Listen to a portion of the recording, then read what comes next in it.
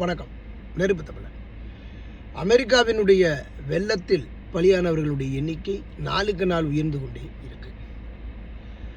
டெக்சாஸில் ஒரு சின்ன ஏரி, அந்த ஏரியில் 45 நிமிஷம் பேஞ்ச மழையால் அதனுடைய 26 அடி உயரம் நீர்மட்டம் உயர்ந்து இன்றைக்கு அப்படியே தண்ணி உள்ளே அடித்து போகிறத நம்ம எல்லா படங்கள்லையும் பார்க்குறோம்.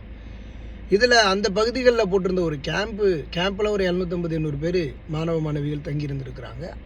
அந்த நேரங்களில் அதிகாலையில் வந்த இந்த கடுமையான வெள்ளப்பெருக்கு மாணவிகளையும் 15 பேருக்கு மேலே காணாமல் போயிருக்கிறாங்க.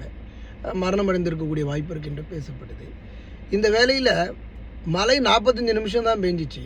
டெக்சாஸ்னு சொல்லும்போது பெரிய நிலப்பரப்பு தான். பெரிய நிலப்பரப்பாக இருந்தாலும் டெக்சாஸை பொறுத்த வரைக்கும் தண்ணீர் வரப்பு இவ்வளவு அதிகமாக இருக்கக்கூடிய வாய்ப்புகள் இல்லை. சின்ன ஏரியில் இவ்வளவு வேகமாக உயரக்கூடிய அளவிற்கு எப்படி ஒரு சாத்தியம் இருந்தது அப்படின்னு ஒரு கேள்வியை கேட்கும்போது, வானிலை அறிக்கை ரொம்ப சாதாரணமான ஒரு மழை இருக்குங்க அப்படின்னு தான் சொல்லியிருந்தாங்க.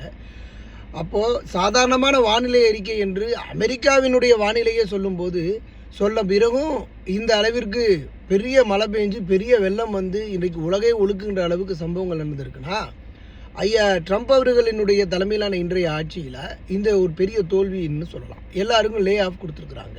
எல்லாருக்கும் லே ஆஃப் கொடுத்துட்டு இங்கே வானிலையெல்லாம் என்ன யார் வேலை செய்ய போகிறாங்க, அவங்க எல்லாத்துக்கும் லே ஆஃப் போயிட்டு வாங்க அப்படின்னு சொல்லி லே ஆஃப் கொடுத்ததனுடைய விளைவு தான் அப்படின்னு சொல்லப்படுது.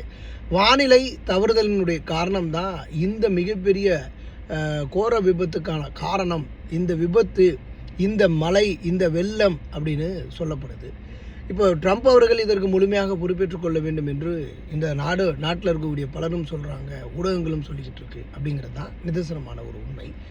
இந்த டெக்சாஸ் பகுதிகளில் ஏற்பட்டிருக்கக்கூடிய இந்த ஒரு சம்பவம் உண்மையிலேயே டெக்சாஸ் இப்போ அழிய போகுது, அப்புறம் அழிய போகுது அப்படின்னு நம்ம பல ஆண்டுகளாகவே பேசப்படுகின்ற ஒரு பேசுபொருளாக இருக்கக்கூடிய டெக்சாஸ் இன்றைக்கு இந்த நிலைமைக்கு தள்ளப்பட்டிருக்கக்கூடியது ஒரு பெரிய ஒரு பேரதிர்ச்சியை ஏற்படுத்தியிருக்கு. பலியான அனைத்து அன்பு சொந்தங்களுக்கும் நம்மளுடைய கண்ணீர் வணக்கங்களை பதிவு செய்வோம்.